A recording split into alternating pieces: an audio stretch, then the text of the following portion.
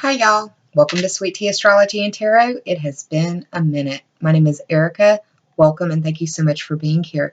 Today I'm going to speak with y'all about Uranus transiting into Taurus. Now, Uranian energy is something that I'm very, very familiar with. It is my rising planet, meaning that it is the planet that is closest to my ascendant line. And I'm a Scorpio rising, but most of my viewers already know that.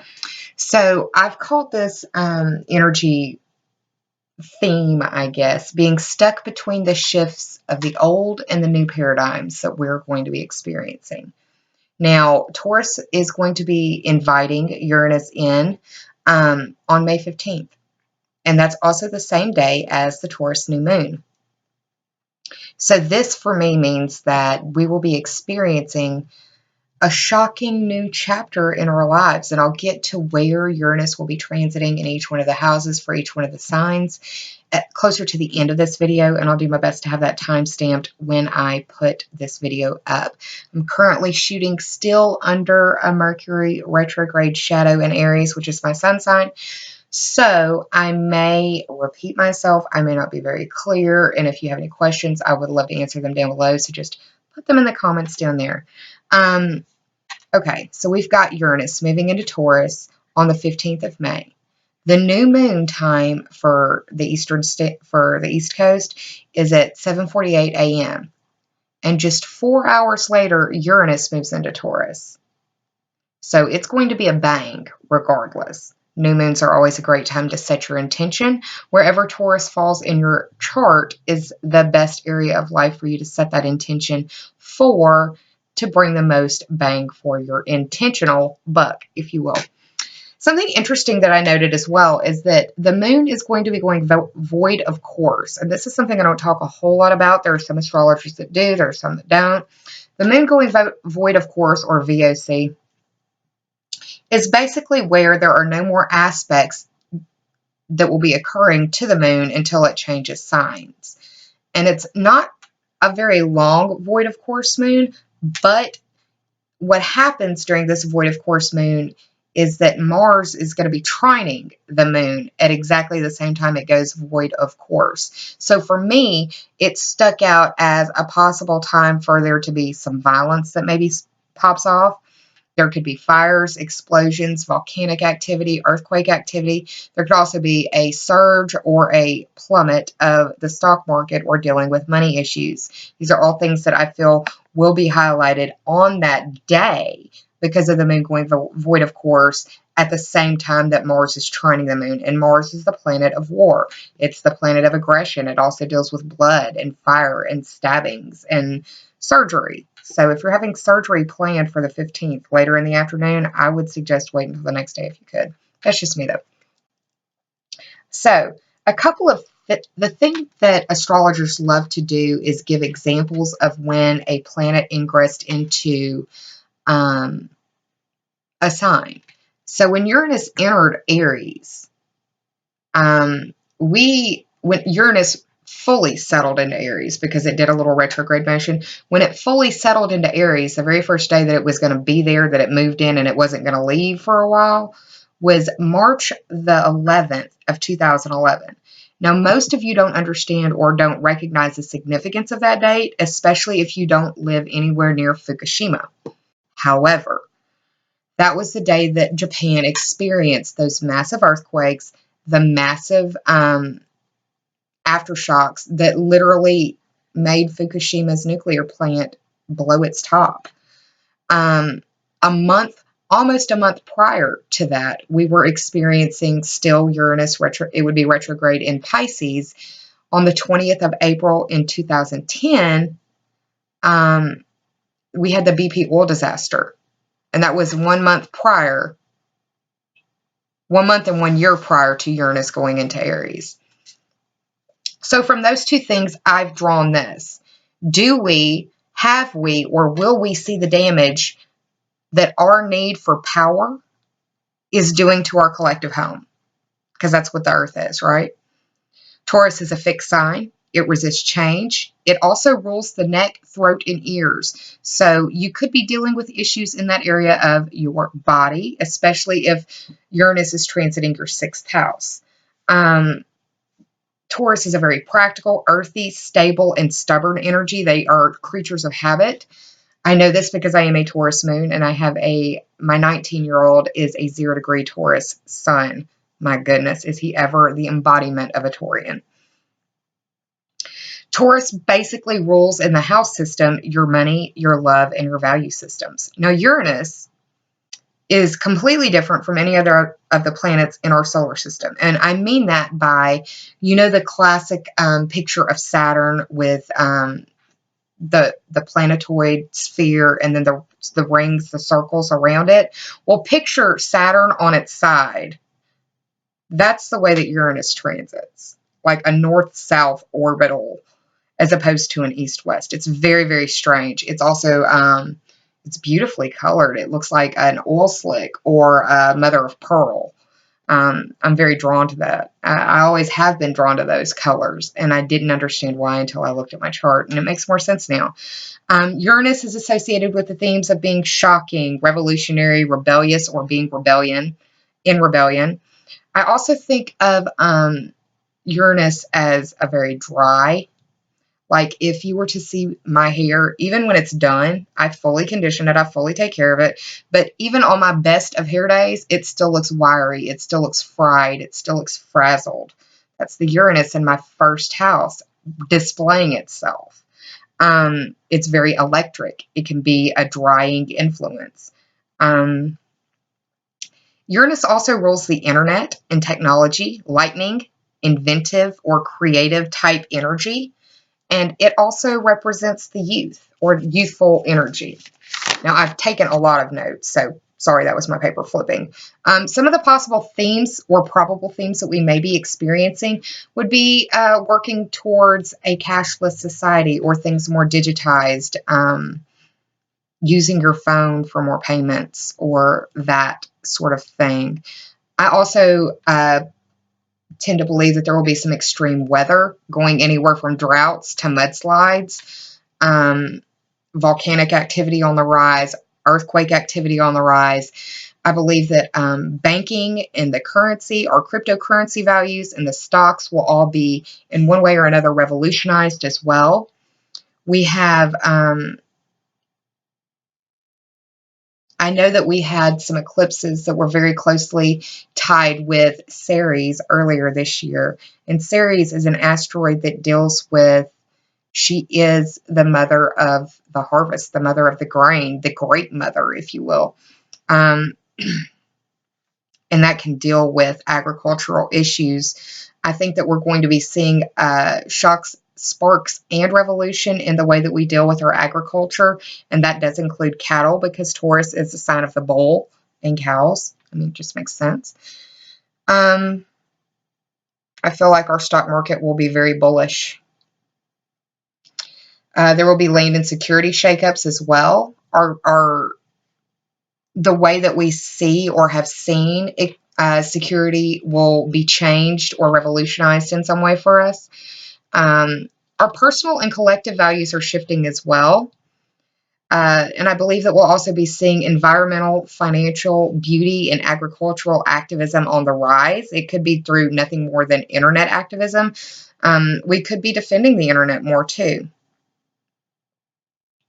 I think that we're going to be dealing with some revolutionary medicines or medicinal type treatments. I think that biometrics are going to be a huge thing. I think that, I was watching another astrologer, Pam Gregory, online that was talking about Uranus going into Taurus, and she said that there are actually apps out right now that can diagnose macular degeneration in people just by an app.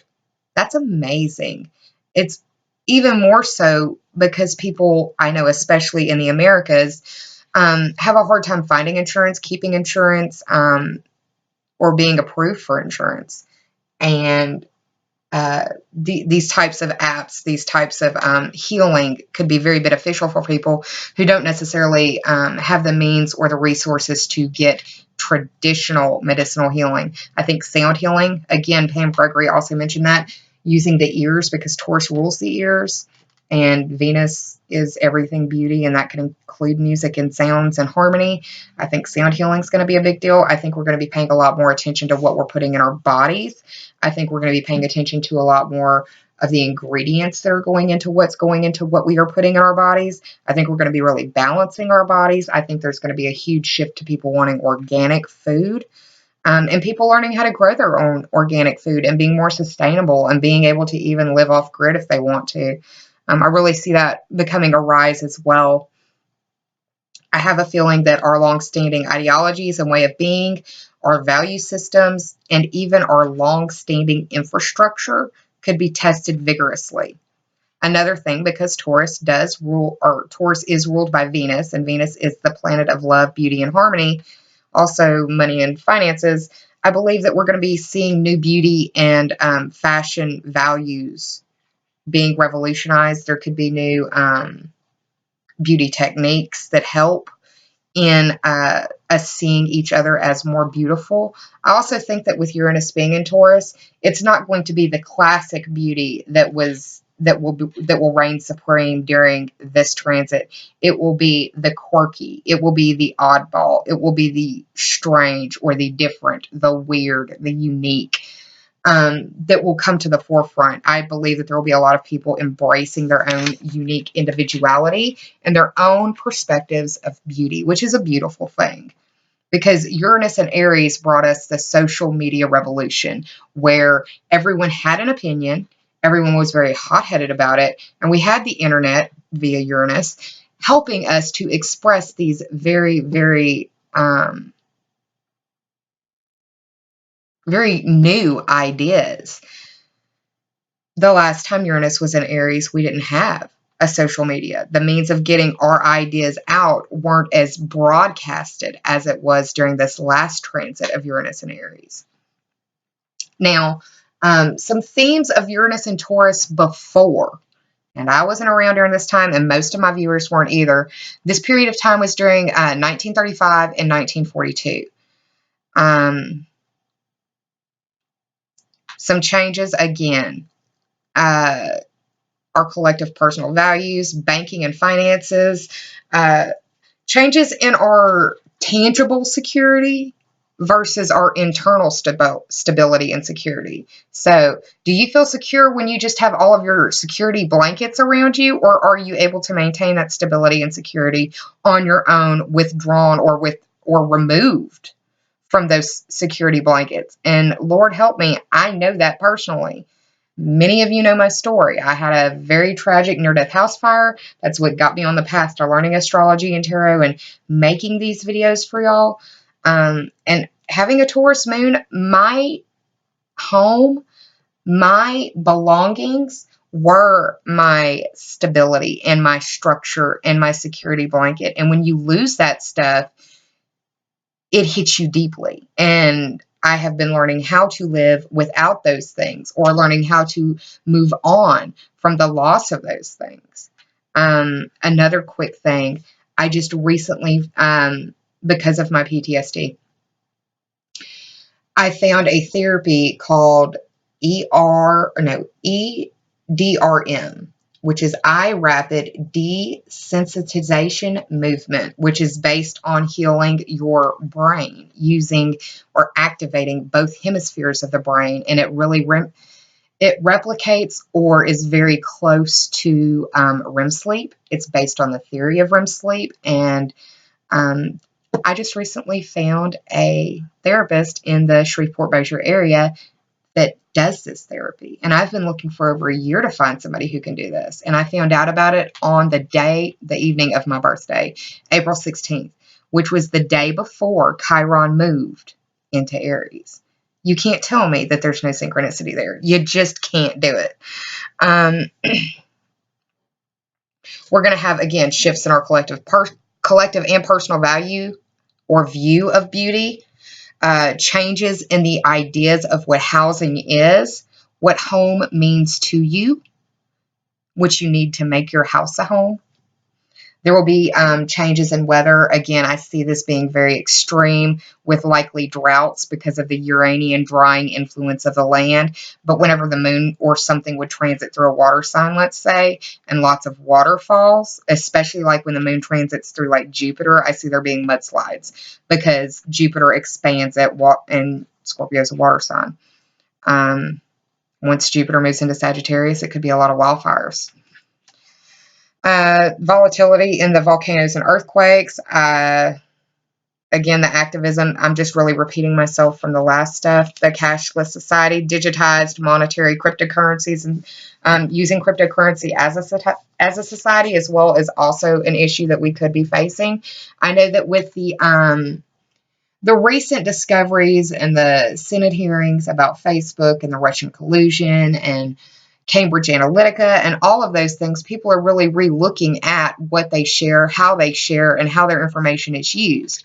And there is a new form of social media that is rising that I actually have subscribed to, but I haven't authored anything on it yet. I think I'm going to start once Uranus moves into Taurus using this social media. It's called Steemit, Steemit, and it's based on cryptocurrencies. And it's kind of like Reddit where you can upvote or downvote, but in using your upvotes or your downvotes, you're using this cryptocurrency from Steemit. And when you sign up, you get X amount of cryptocurrency dollars.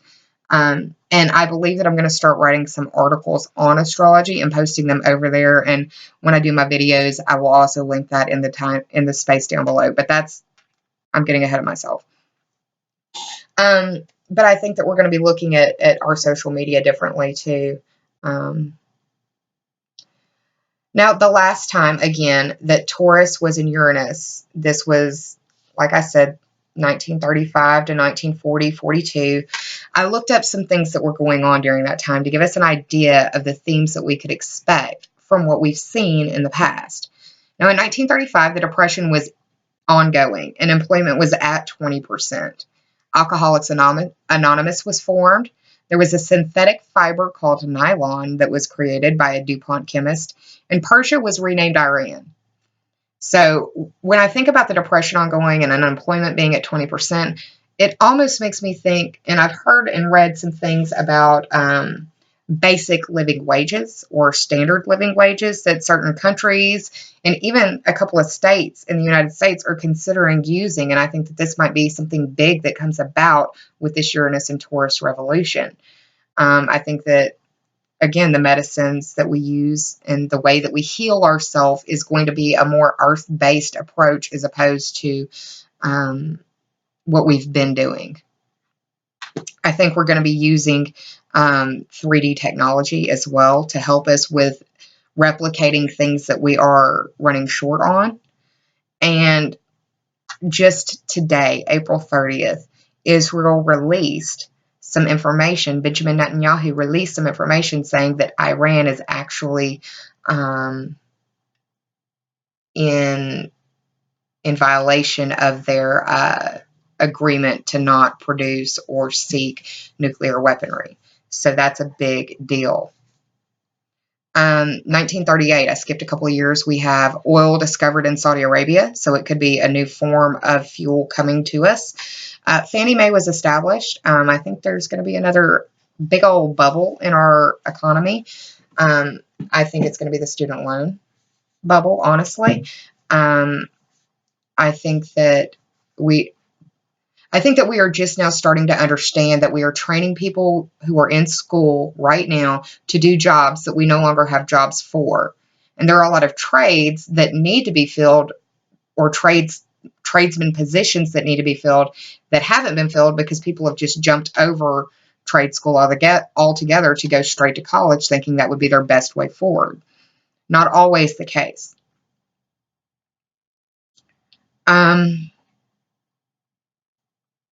Germany in 1938 also begins the persecution of the Jewish people. And we still have the lingering pangs of the Depression and recession driving unemployment back up to 19%. So I guess in between 1935 and 1938, there was a glimmer of hope that there might be some resurgence of the economy. But in 1938, again, so pull pull and push and pull of finances and the financial markets. The weather that I was talking about being extreme, on September 21st of 1938, there was a giant hurricane that hit the East Coast, and there was literally no warning from the Weather Service. There were over 40-foot waves that hit Long Island, and over 700 people died as a result of this one hurricane. So, again, extreme weather. Also, October 30th of 1938, War of the Worlds by Orson Welles literally struck panic in everyone who was listening to that radio broadcast because it was delivered more like it was news than entertainment. And it seems like right now our news cycles are more entertainment than news. I know I'm not the only one that feels that way. Skipping a couple years more forward, we've got 1940, which is the Great Depression is finally easing for the United States. Gone with the Wind and The Great Dictator were released. These are two brilliant pieces of cinematic history. If you've never heard Charlie Chaplin speak, I suggest you look up The Great Dictator speech on YouTube. It is brilliant. It is moving. And as someone who has debated policy, has debated ideas, has debated the small and the big, the minutia of things, the speech that he delivers in that movie is my heart song for the leadership of whoever finds himself in a position of power. FDR was elected to a third term, so we may see some shakeups in our political system as well, because third terms aren't normally what we see as Americans. I'm not saying that there will be a third term president, but I think there will be some definite shakeups in our political system because we have seen through this last election that what we thought was really isn't. And at the end of the 1940 synopsis that I looked up, factory workers were actually given a boost when new factories were coming about to where people were able to earn $1,250 a year. That was a yearly salary for new factory workers, and that is, people are trying to make that in a month. 1942. We saw in the United States Japanese internment camps. That's one of the blemishes on one of the many blemishes we have in American history. Also in 1942, we saw gas rationing. And gas is a resource. We have people who make millions and millions of dollars off of gas, oil, gas, petro.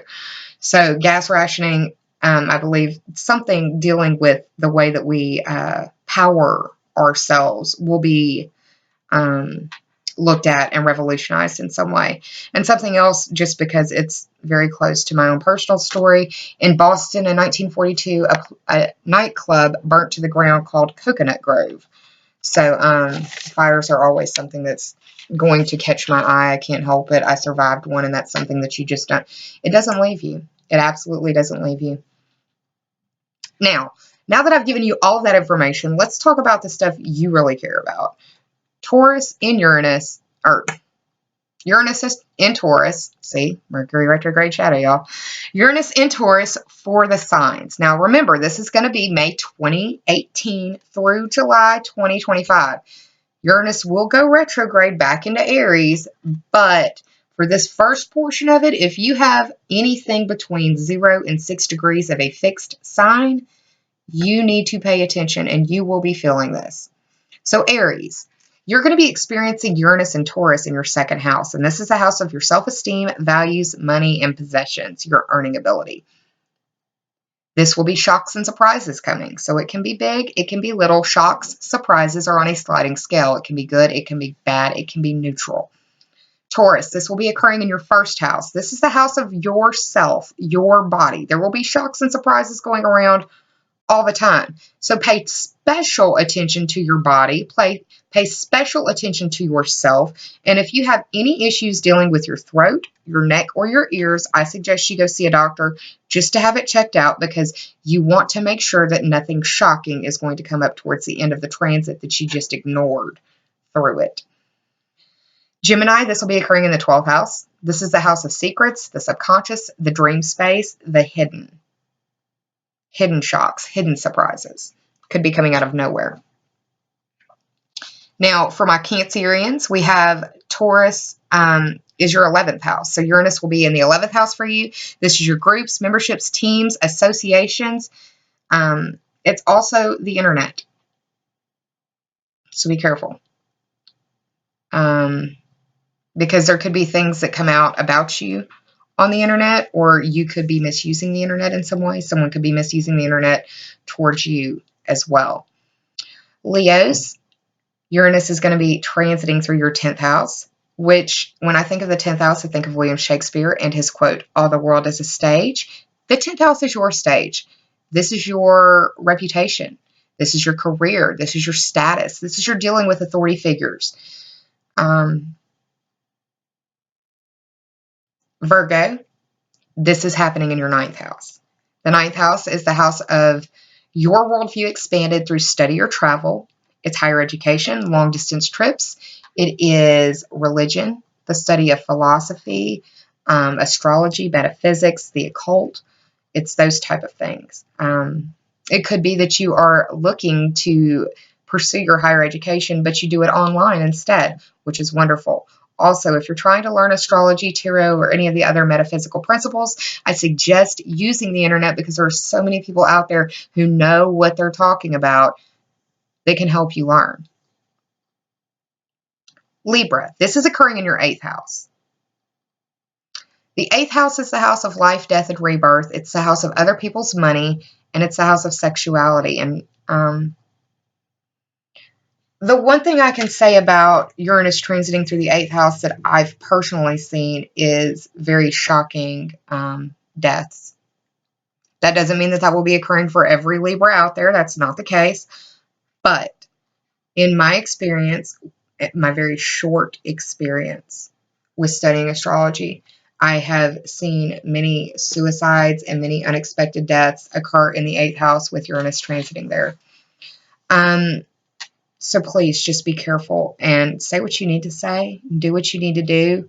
That way, if God forbid tomorrow never comes, you're not regretting it.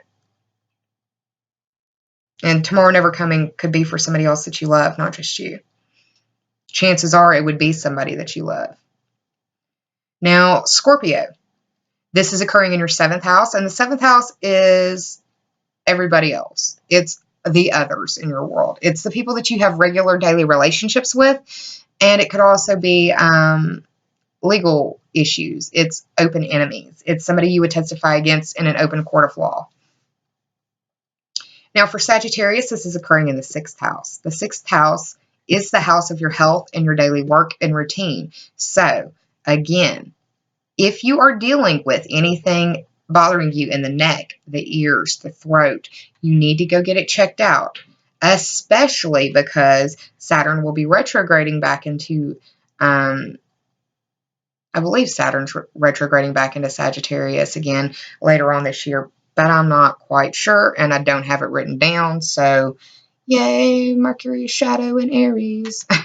But please pay attention to your health and pay attention to your daily routine. Pay attention to your children and your pets as well, because there could be some shocks and surprises when it comes to that. If your health isn't an issue, then you may be looking at doing your daily work or your daily, however you support yourself on the internet or through internet means. You could also be doing a lot of activism. For Capricorn, this is in the 5th house, and it deals with your romance, your children, and your creation. I like to think the 5th house is where you have your DNA at. It's where you have your fingerprints and DNA because it's the things that you care about and you create. It's also your social life. It's where you go to blow off steam and where you go to be a little kid yourself. So if you don't have children, it could be that your inner child is wanting to come out and play. For my Aquarians, this is occurring in the 4th house, and the 4th house is the house of your home, your family, and your stability. Home is where you consider home to be and who you share that home with. And that can be your family. It can also be roommates. And if it isn't dealing with your home or your family, then it's dealing with the actual stability and the structure of your home or a shakeup in the structure of your home. I would also like to remind you that especially with this Taurus energy that it's very earthy. Check the trees around your house. Make sure that none of them would if any of them are dead or need pruning or need cutting down, anything like that. Go ahead and get that done now, because there could be some wild weather coming your way, and that could be in the means of your actual structural house dwelling or your home. But you don't want a tree to fall on your house in the middle of the night in the middle of a storm, now do you? It could very literally play out like that. Not for all of you, but for some. And remember, this is a long transit. Finally, from a Pisces. This is occurring in your third house. And the third house is a house of communication. So you could be doing a lot of communicating on or through the internet. You could be finding new siblings. Because I know of one individual who had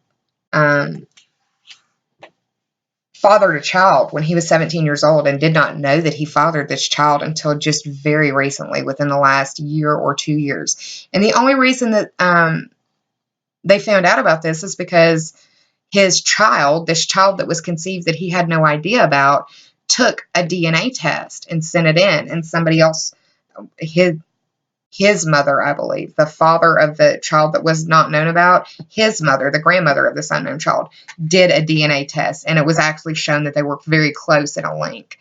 So we could be discovering new siblings or cousins. And if not that, there could be some shocking behavior or situations arise with a neighbor. The third house deals with your car and your short distance trips as well. So your communication could be very revolutionary, very activist driven. It could be done on the internet. You could be finding out about new siblings, all kinds of stuff. But remember, Uranus is a shocking energy. It is meant to shake things up. It is meant to revolutionize. It is meant to get your attention. It can and literally will feel like, for some of you, a lightning bolt struck out of the sky and nothing was the same. And that's why I'm giving you this video now, because I want to give warning to, alert, and inform those who are willing to listen to a 30-minute video from a redneck astrologer in Louisiana. I hope that not all of this stuff comes to fruition, because not all of it sounds very cool. However, I do hope that you pay attention to what's going on in the transits of your life. Pay attention to the cycles. Pay attention to the little things, because the universe is always sending you messages. You just have to open your eyes and your ears and be willing to receive them as such. I think that's all I'm going to talk about with Uranus and Taurus today. But like I said, I may have misspoke. I may have gotten some dates wrong. Like I said, this is under the influence of a Mercury shadow retrograde, post-retrograde shadow in Aries. It'll be clear on the 4th by the time this is up. But I wanted to get this out to y'all before the transits hit, so you had an opportunity to understand what was going on, and you wouldn't be shocked by the things that I have been shocked by because of what has gone on in my world. I love y'all. I hope you're well. Please take care of yourselves, and please be kind to yourselves and save some of that kindness for others, because we're all going through something in our world right now that we really can't explain to others, nor would they understand it. I'm going to be starting back up doing my monthly videos. I'm going to start hopefully for June. This is my first dip back in the water. If you haven't noticed, I've moved. I moved parishes. I moved entirely. And one of the last videos I spoke of was saying that I was going to need to move because my fiance had changed jobs and we needed to be closer to where the train depot was, because he works for KCS now as a conductor. So, yeah. I've moved. I inherited a little desk. I've got a nice little space, little room here that I have all of my tarot cards and all of my stuff in. It really feels like my own little space where I can do my astrology, my tarot, my yoga and such. And I'm very, very happy. And I have also turned in a 3rd round of information trying to get a copy of my birth certificate, because for those of you who have followed me for a while know that I lost pretty much everything in that fire. And I was born in West Germany in 1980, so they didn't use computers back then. Not very frequently, not for birth certificates. So I have sent off for a copy of my Life Birth Abroad certificate.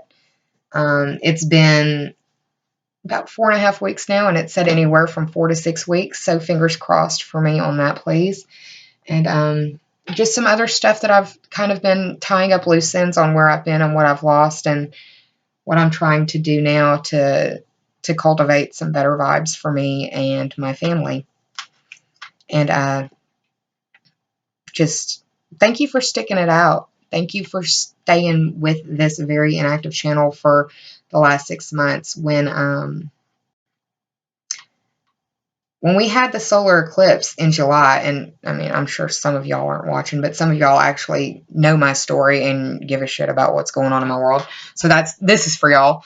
The solar eclipse in Leo in August of 2017 was conjunct Uranus, which is my rising planet. And it pretty much eclipsed me out of doing what I've been doing, because I was very deeply triggered on a soul level by the Greenwich Tower fire.